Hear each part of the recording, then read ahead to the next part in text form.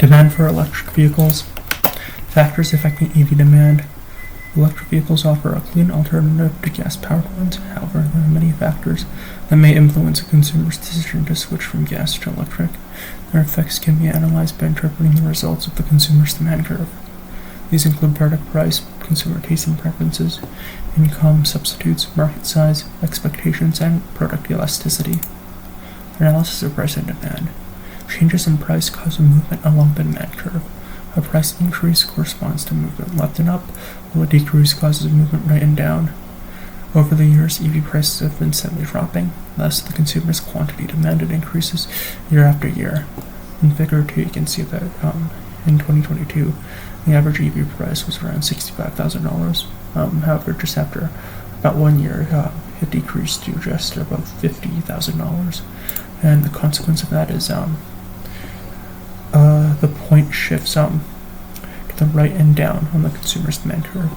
So quantity demanded increases.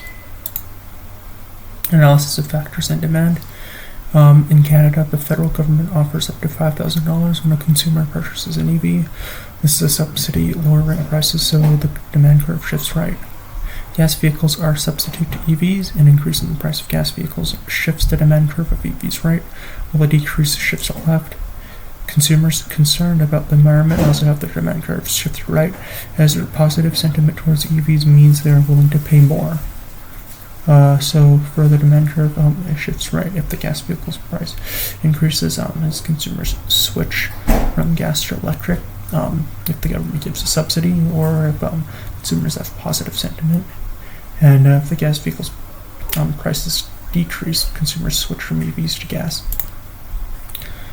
Inflation shifts the demand curve left. EVs become more expensive due to inflation across the board. As inflation increases, so consumers buy less. During 2022 to 2023, inflation peaked, so the consumer demand curves were likely to the left of those during other years.